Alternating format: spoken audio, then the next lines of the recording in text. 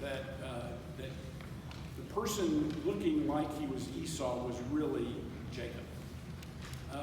And so we get to a place after all of that when Isaac gives Jacob a blessing. And we see this in verse 29. Those of you who have the Bible in front of you, this is chapter 27 in Genesis. And he says, "May nations serve you and peoples bow down to you. Be Lord over your brothers, and may the sons of your mother bow down to you. May those who curse you be cursed, and those who bless you be blessed." We got into this, and then the clock called timelines. This language comes mostly from two places.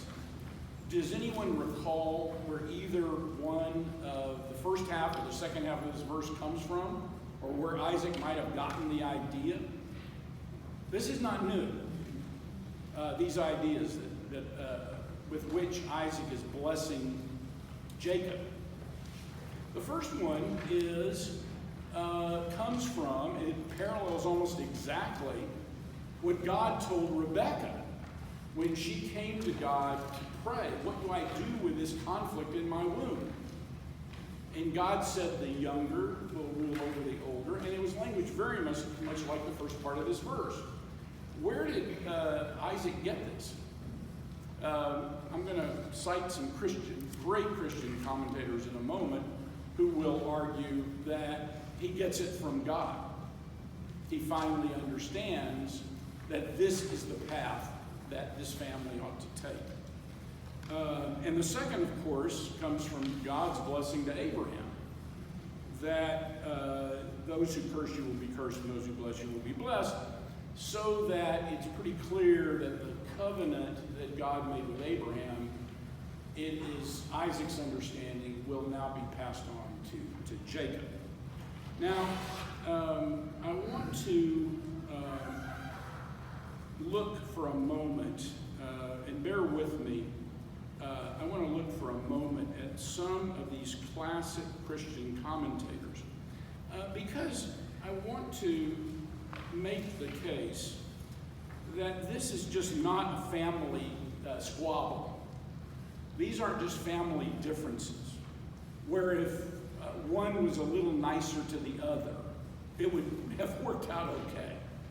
I want to talk about this a little bit today, because I know you're going to, in the coming weeks, you're going to have some very interesting study about imperfect families.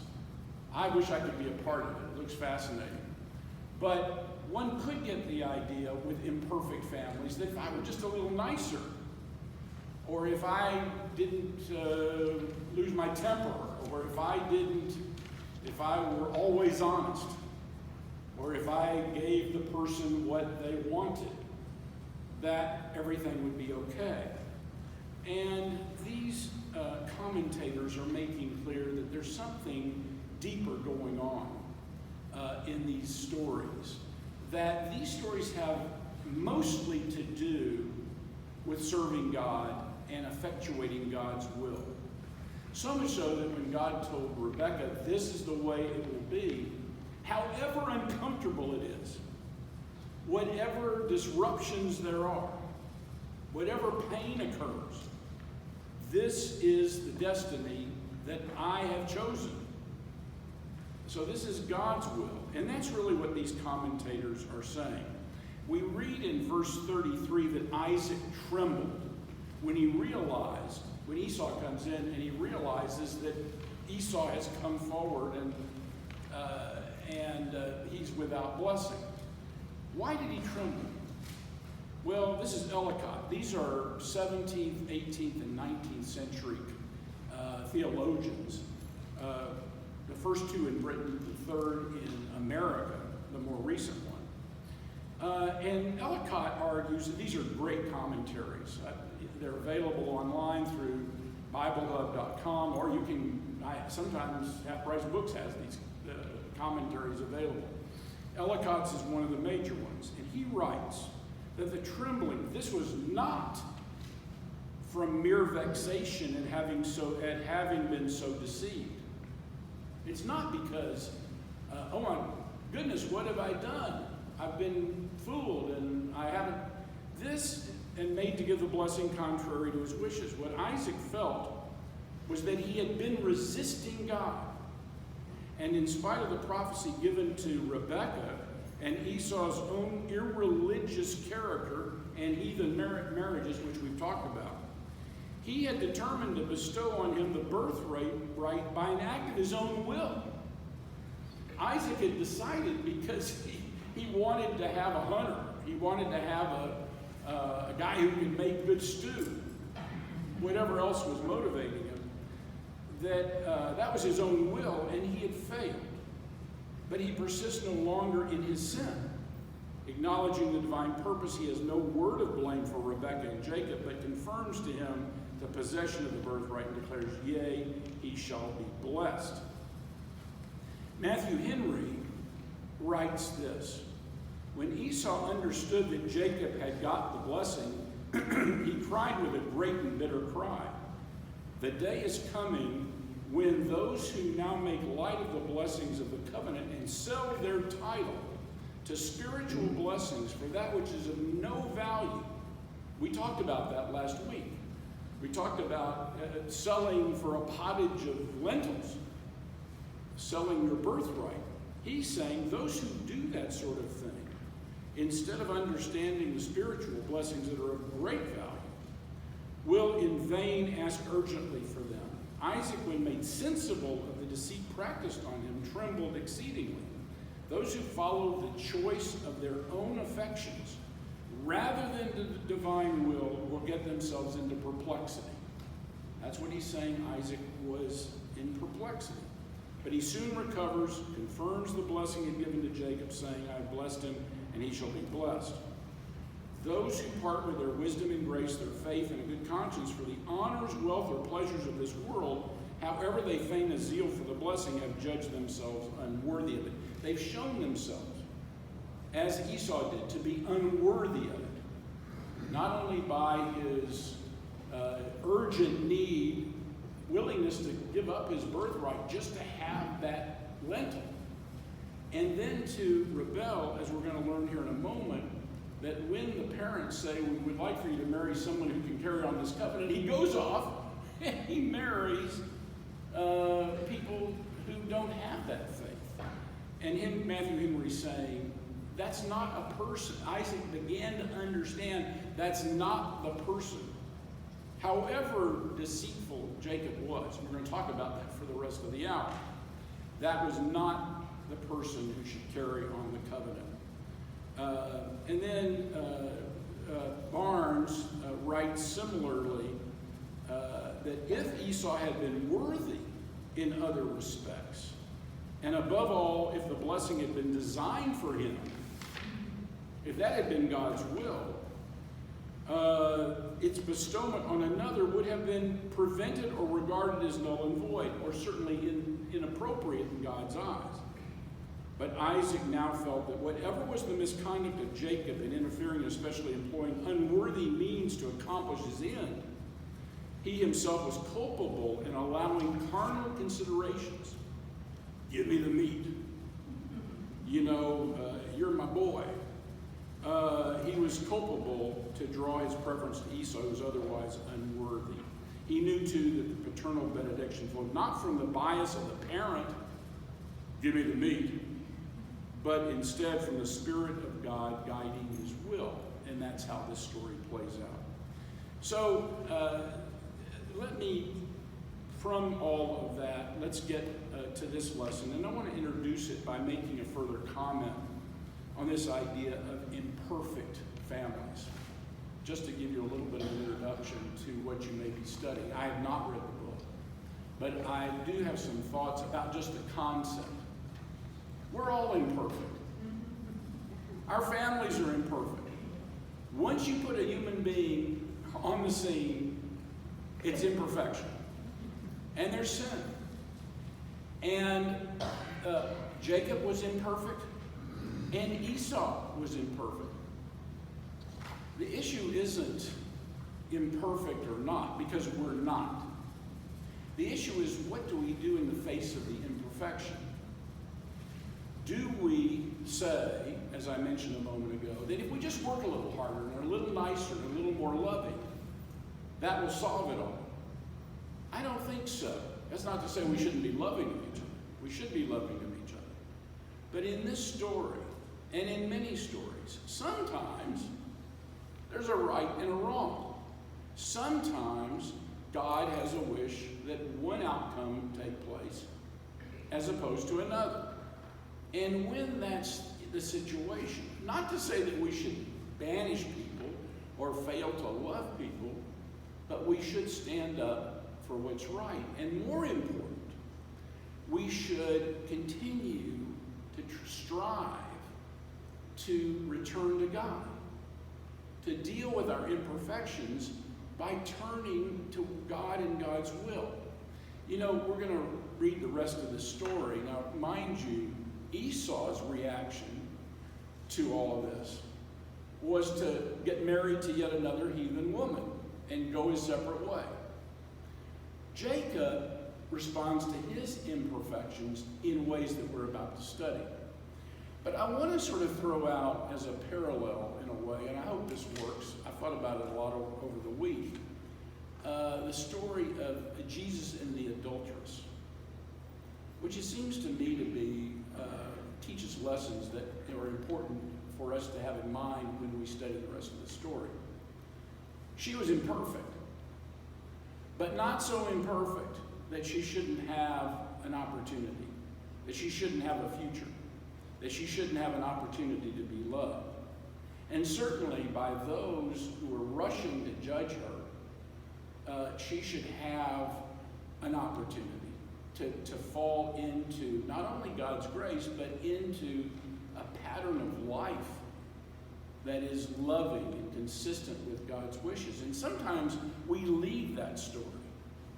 I wonder how many of you leave that story with that lesson and somehow miss the final verse of the story where Jesus says, "Now go and sin no more." That's an important idea, because she is imperfect, and she's loved and she's saved. But that's not the end of it. There's also the idea that she goes out and lives the rest of her life in a godly way. And that's what's going on here. Do we respond to imperfection by thinking, well, if we were just nicer to everybody, and that would be the end of it? Or do we think one sort of imperfect is the same as another sort of imperfect? That, I think, is belied by the differences in the way Esau leaves the account and Jacob leaves the account. Jacob tries awfully hard to deal with his sin, and I think in a way respond to Jesus' challenge to the adulteress. Maybe not sin no more, but live better, live truer, live more lovingly and righteously. Sin no more, I think, means change your life pattern as to the adultery, among other things. And so we get into this story, and let's get there. Because the rest of the story, we're going to take this story to Jacob's maturity.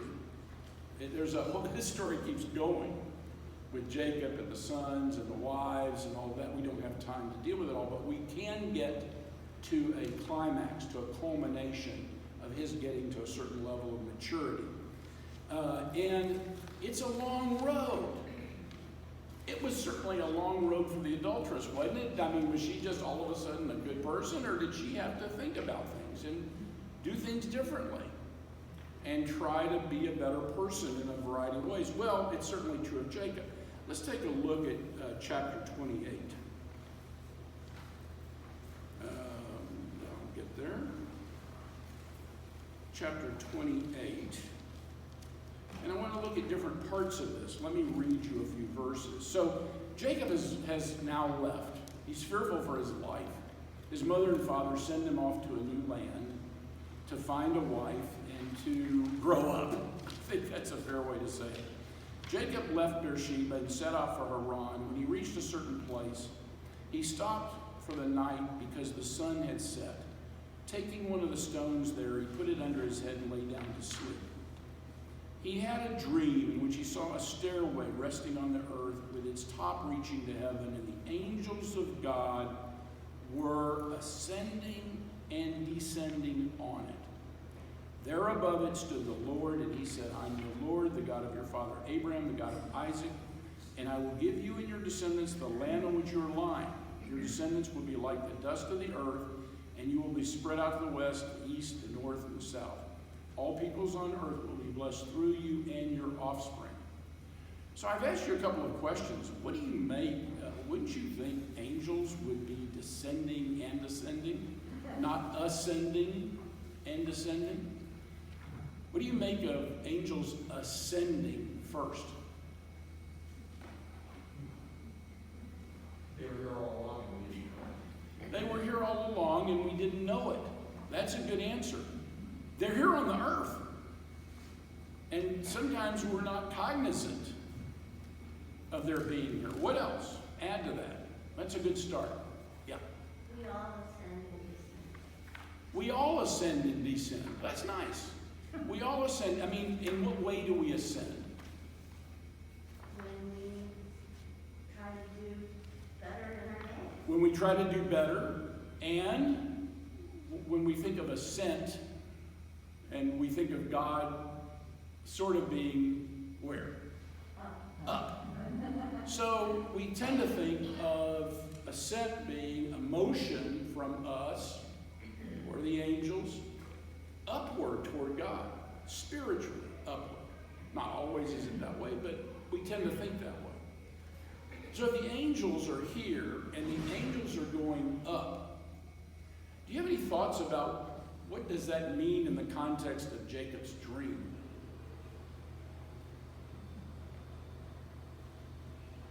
Could it be, let me just say, angels are messengers, right?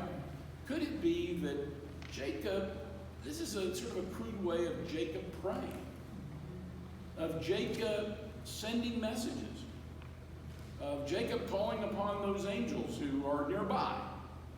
Hey, would you ask God, or would you tell God, or would you plead with God, or would you ask for help for me from God? Isn't this a beautiful kind of way of perceiving prayer or a request for help? Now then we get to verses 16 to 17. When Jacob awoke from his sleep, he thought, surely the Lord is in this place. I was not aware of it. He was afraid. How awesome is this place? There's none other than the house of God. This is the gate of heaven.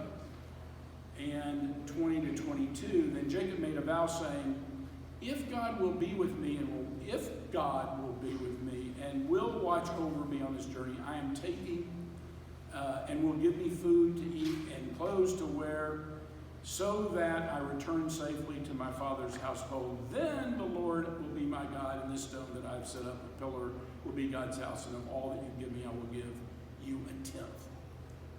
I call this the if-then promise. How many of you do if-then promises to God? Is that the best way to pray? Is that the best way to be? I'm not trying to put it down. I bet you there's no one in this room, I'm not going to ask for a show of hands. I bet you there's nobody in this room who hasn't engaged in some form or another. If you haven't, God bless you. But if you haven't at any time in your life engaged in some sort of if-then prayer, then you'd be a little bit unusual, I would think. But I think we would all agree that if-then prayers, I don't know, immature, sort of reflective of the beginnings of faith.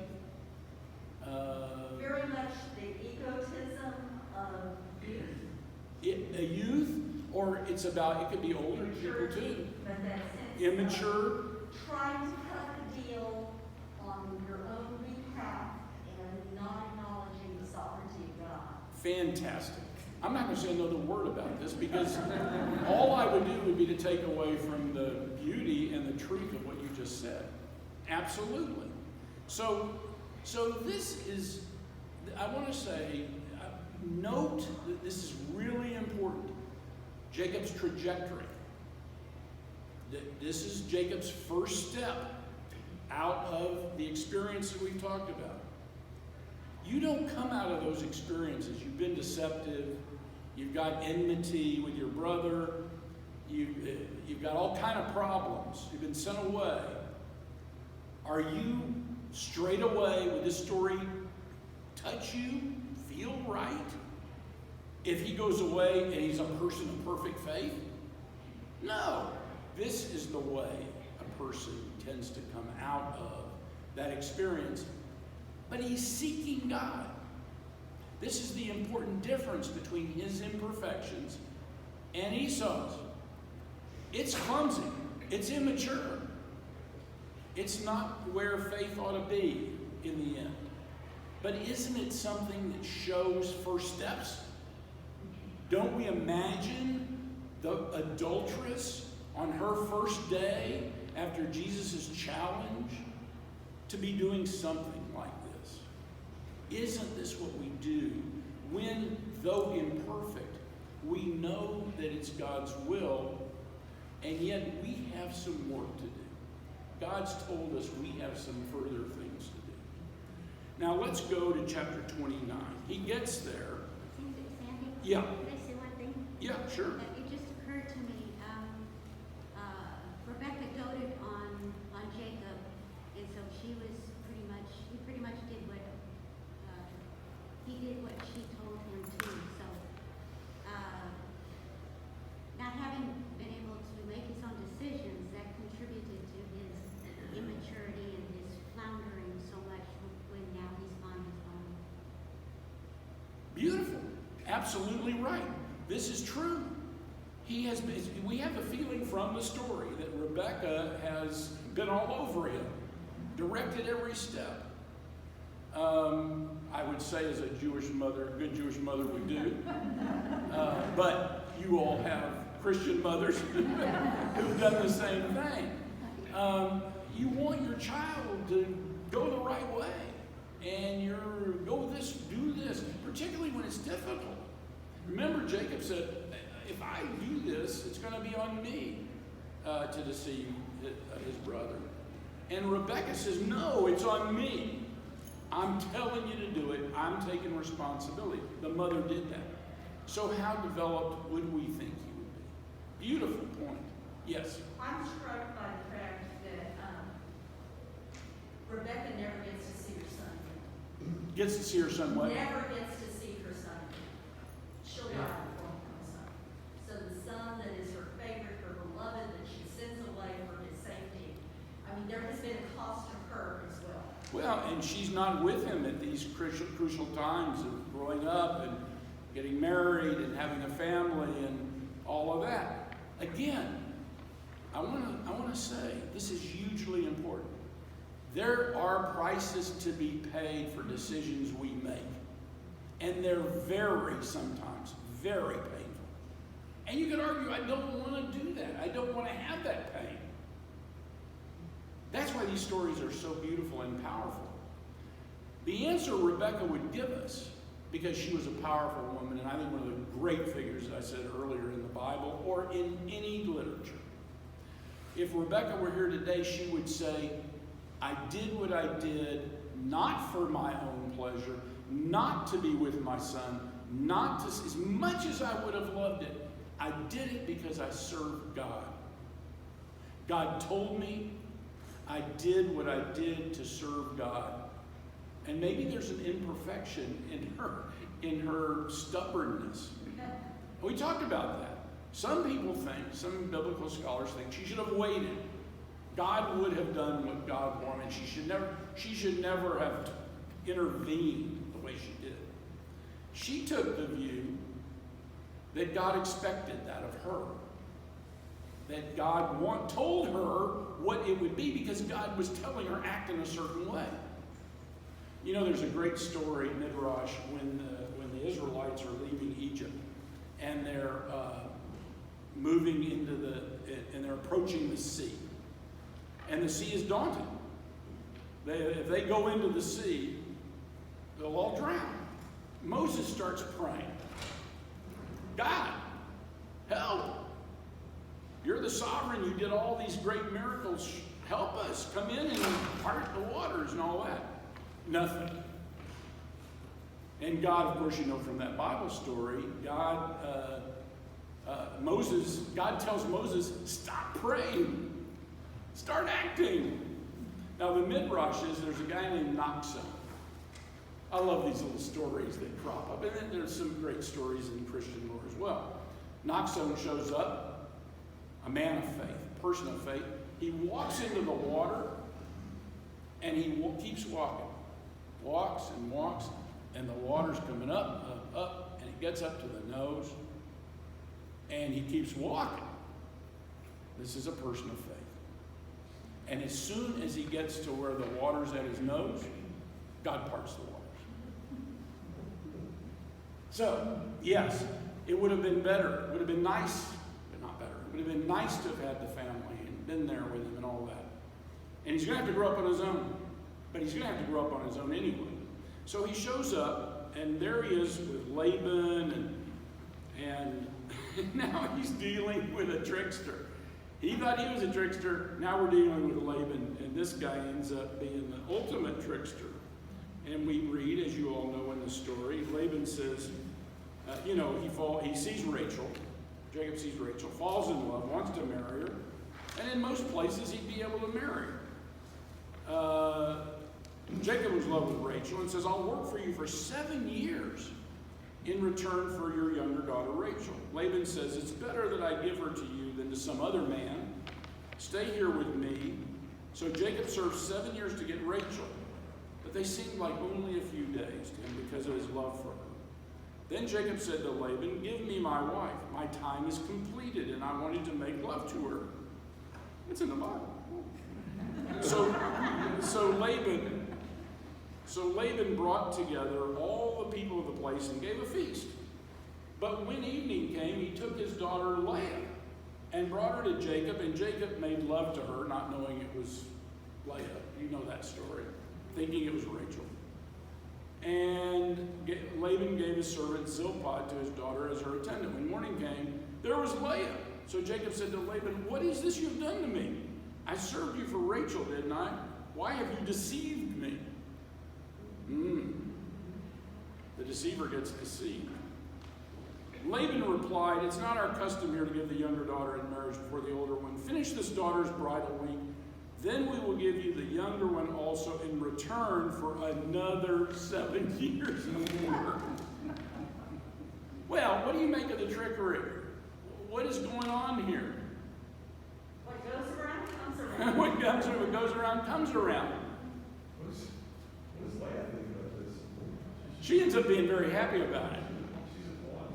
Well, I mean, Leah's Blonde a... says, you're your husband. Yeah, no. Listen, Leah's a very complex character. And we could spend a whole session. Golly, I wish we had 4, 5, 6 sessions. We could spend a whole session on Leah. In fact, I prepared some notes for some pretty good study of Leah. And you asked very good questions. She's complex psychologically. She's not as attractive as Rachel. She may not be able to get married. There's a sense in which she's having difficulty finding the right husband. She wants to have children. She's wonderful with children. She wants to help build a community. She's got a lot of good things. And the general sense is she's quite pleased. She doesn't like the rivalry with Rachel and the servant girls. They build quite a family. These people build quite a family. But I don't want to leave the subject. I want to sort of still deal with this idea of what goes around comes around. That is to say, on the journey for a person who is coming back to God, for a person who's trying to leave a life of imperfection, in the sense that there were some really not good things done. Not good things done through deception and so forth and so on. If you're coming back to God, what steps? There's a Hebrew word, a process we just went through in Yom Kippur called teshuvah. That's what that whole holiday is about. God wants you to return. God opens the gates. God says, come on in, I don't ask much. would you just acknowledge what you've done and seek to be a better person? It's even almost less demanding than go and sin no more. But in a way, go and sin no more is exactly what the holiday is about, which is exactly what this story is about.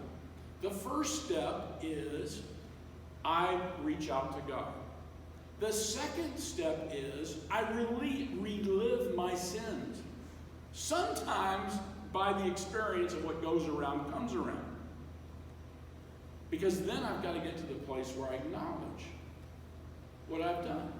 Just as the adulteress has to acknowledge what she's done. That's the path you're on if you want to get to a place where you can do something about imperfection and sin. So there's a lot of wonderful things that happen. Laban and Jacob make peace together, which is kind of interesting. I think this is 31. Let me make sure. Well, let's look in chapter 31. Jacob sent word to Rachel and Leah to come out to the field where his flocks were. He said to them, I see that your father's attitude toward me is not what it was before, but the God of my father has been with me. You know that I've worked for your father with all my strength, yet your father has cheated me by changing my wages 10 times. That's what goes around comes around, maybe 10 times over sometimes. Sometimes we really get it. But he makes the decision that they're going to leave. And it's difficult for Laban. But at the end of the story, Laban and Jacob, in verses 51 to 54, Laban says, here is this heap, and here is this pillar. I've set up between you and me. We've made a lot of things together. We've earned a lot. We've built agricultural riches and animals. This heap is a witness, and this pillar is a witness that I will not go past this heap to your side to harm you, and that you will not go past this heap and pillar to my side to harm me. May the God of Abraham, the God of Nahor, the God of their father, judge between us. So they find their word of peace. I don't want to spend a lot of time on this because there's a more important story about peace that I want to save time for. But I want you to see that story ends that way. Let's go to chapter 32. And here, Jacob's on his way. This is interesting. Jacob also went on his way, and the angels of God met him. Again, this is this idea of angels being everywhere. And we may or may not know it. But angels meet him as if to say, your God is accessible to you. And so, what is going on? What is this story about? What is with God there? The first, I call it the first piece of business, or the first issue at hand, task at hand for him, in verses 3 to 21 are, so who's shown up? Who's showing up at this time? What happens at the next stage of Teshuvah? The next stage of Teshuvah is the person that you may have wronged in certain ways. You may have been right, but you may have wronged them. And that is something that needs to be addressed. So who's coming? Esau. And that's what we see in the story, verses 3 to 21. Jacob is fearful. He sends messengers, tell Esau that I've been staying with Laban, I've got a lot of property, I want to kind of maybe offer something to you. In verse 20, what do you make of this? When he says in verse 20, and be sure to say, your servant Jacob is coming behind us, for he thought I will pacify him with these gifts I am sending on ahead. And then later, when I see him, perhaps he will receive me. What's he doing there? What's he telling his servants that for? Why is that part of the message he wants to send to Esau? Is he trying to buy forgiveness? He trying to bribe him? Buy forgiveness. Buy forgiveness. Buy forgiveness. That's one way to look at it. That's one way to look at it. Another is maybe a peace offering. Maybe that's the nicer way to look at it. Maybe he's thinking that I've done pretty well. And maybe because I got the blessing, maybe I should share some of the fruit of that. It could be any of those things.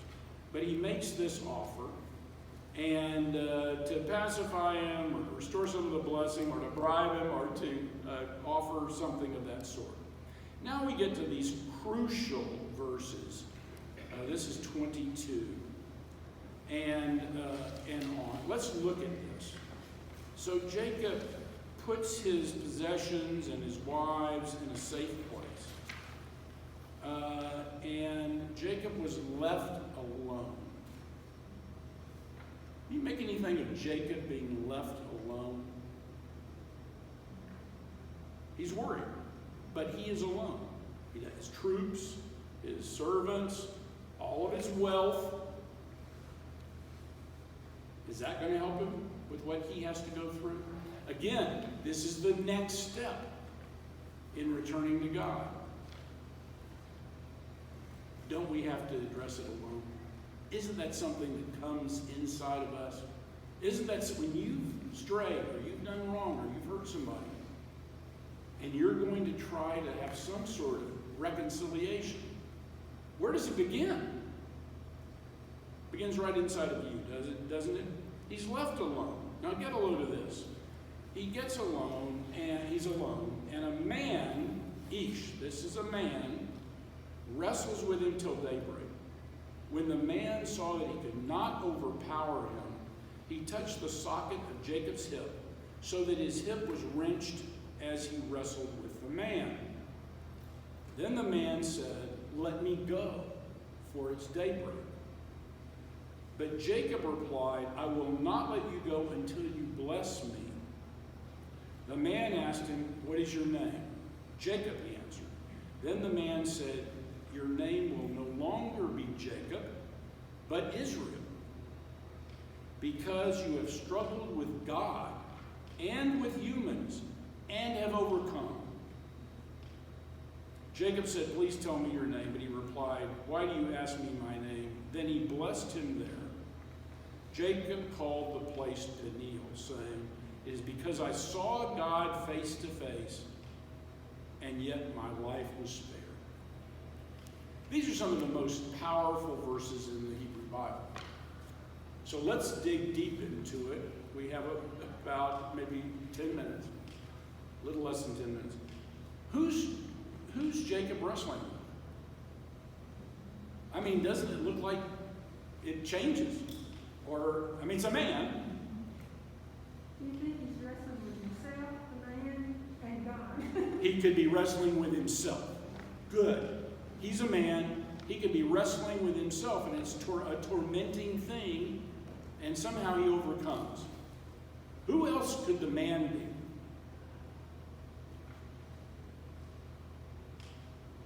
Angel. It could be an angel. It could be an angel, and it could be an angel. This is a traditional thought in Jewish commentary. It could be an angel who's there on behalf of whom? Maybe God, maybe Esau. Or maybe the man is Esau. The next chapter, as soon as he wakes up out of all of this, and he looks up, who's there? Esau's there. Well, we don't know. But he confronts God. He saw God face to face. Maybe this was God he was wrestling with. And his life was spared. And he overcame, but he's wounded. When you go through an experience of change, of responding, think of the adulteress. Is that easy? No. Isn't there probably wrestling in it? Wrestling with yourself. Wrestling with maybe people you've hurt, or their angels, or their representatives. And maybe God's in there too. And you see God, and you see the angel on behalf of the person you hurt or done wrong to. The adulteress, maybe a spouse who was hurt by her activity. Maybe that person is there. These are things you go through, and yet his name changes from Jacob, I would say the immature human being, to a person who's wrestled with God. Isn't it interesting? That's what Israel means. And so Jews tend to think that they're wrestlers with God. And of course, since Christians have a relationship with Jews, we can think about it together. We wrestle with God. We wrestle with God to know what's right. We wrestle with God to help bring us back when we stray. We wrestle with God for a blessing. We don't know the name. Notice he asks for the name and he's not told the name. Who in the Hebrew Bible never, on several instances, with Moses or with others, refuses to tell people his name? God. So there are reasons to think that they're all involved in this story, and I just think it's incredibly lovely. This pathway, this path that you take from immaturity to a relationship with God in faith. And that's what happens that night. It's a spiritual struggle that has to be waged to allow a person to stretch, to grow, to change. And there's pain in it. Does this happen easily? I just want to ask you in your own life, does this happen easily? No. And in a way, I love the image of the hip, the wrenched hip. I mean, it's as if he's going to walk away forever with the effect of this wrestling. And don't we? Won't the adulteress? Doesn't happen easily or overnight. There's pain in the change, and yet the person comes away grown up. Grown up in faith. Grown up a little bit at least. Not perfect, never perfect. But none of this would have happened had Rebekah not insisted that God be served.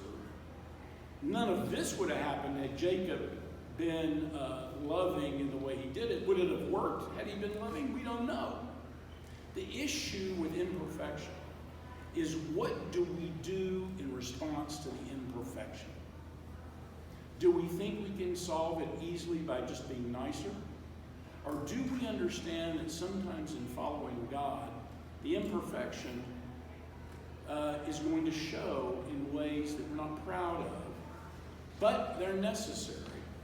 And then we come back and say, we have to do things to get right again with others. And that happens here in these changes. I do want you to take a look briefly at chapter 33. I mentioned that one of the first things that happens is that he sees Esau. And they run and they embrace and they weep. And there's a momentary reconciliation. There's a reconciliation. Sadly, it doesn't seem to last in this long story that takes place. But let's just dwell all we've gone through over the last few weeks. Let's just dwell on the weeping and the hugging and the possibilities of reconciliation that come about when we do the heartfelt work of teshuvah, of coming back to God. That's what is happening again. And then when Isaac dies, they both come together again to bury him, which tells me something about the possibility that that reconciliation has some strength, if only they could find ways, which is hard to do. Maybe we can't ever get that far. But it tells me something, too, about Isaac and some love that both of them had for Isaac. That Isaac really wanted the best for both boys. And when he saw them both leave, he knew that he ended up doing the right thing. But he did it in a way that was painful to him. But a way in which showed love of a father that is honored by both of them coming to bury him. Yes? Jacob did something for reconciliation. He gave up something. Under the blessing, he had the right to be patriarch and dominate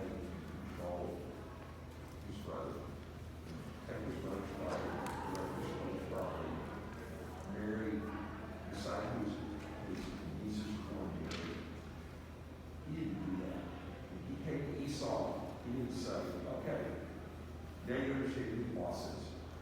He treated Esau as an equal. And Esau said, I don't need your stuff. I don't want stuff. Yeah. Don't you know me? I don't need stuff. Yeah. I just want to be me. Yeah. And I want you to be my brother. Yeah. And so part of reconciliation was Jacob giving up a role of domination over his brother. Well, I think So that's... let's be brothers and not one of us be the boss over the other. Well, I think that's right. I think that's right. I think he still bears this blessing from God and from his father of a bigger role that has some features of domination in it. And that's true. We can't take that away from the story. But what you're saying is true too. How do we come back to understand that's a human being? And that's my brother. And we're not changing the property really. We're not changing the power. We're not changing God's word. But I can develop a loving relationship. I can be respectful. I can go through the pain of understanding his pain. And I think you're right. I think that's a big part of how this story ends. You know, you all have to go. Does anyone want to say any quick thing? Quick, about what this study has meant to you? I know you all have got to go. I need to let you go. But does anyone? Yes. Well, just an interesting segue. On CBS Sunday morning this morning, there was an author on, and the topic of the story was about breaks that take place within families and the causes, and they interviewed some people on the bill if they ever reconciled. It was a pretty interesting segment. Well, thank you for bringing that up. I think we came to an interesting reconciliation ourselves.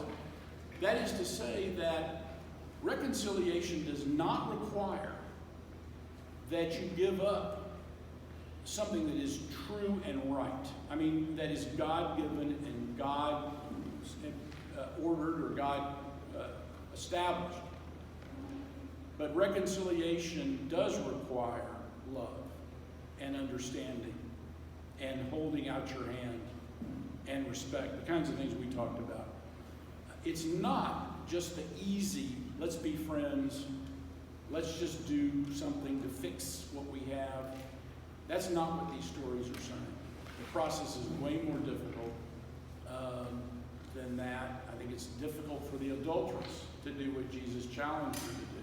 You can't just say, easy fix, thank you very much, I appreciate your saving me from those rock throwers. Jesus didn't leave her with that, just be a little better person. Yes?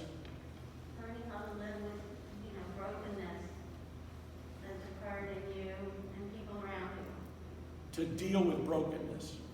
Beautiful. That's what this is. There is brokenness to do what God wanted and challenged them to do. Brokenness was ultimately inevitable. See, that's it. You might say, well, let's not have brokenness as a way of responding to imperfection. Let's not have brokenness. This is saying, when you do the right thing, when you serve God, sometimes brokenness follows. And then the question becomes, how do you respond to the brokenness? It's not like this adulteress. I want to keep coming back to this story. Jesus knew this. It's not as if she didn't know. She had disrupted people's families. And it wasn't like that could just be erased. She had to deal with the brokenness. And I think when he said, go and sin no more, put yourself, not that she's not going to ever do no wrong. He's not saying that. Put yourself in a place where you're mindful of the effect of what you do. And that you understand the brokenness. And that you respond to it. And that you wrestle with it and the people that you may have hurt. And then that you come to understand that what you do has an impact on people. And you need to show them that kind of love. I think that's what he means by going sin no more. I am getting the big time signal now. I have thoroughly enjoyed being with you guys, and I hope to be able to come back and see you again at some point. Thank you.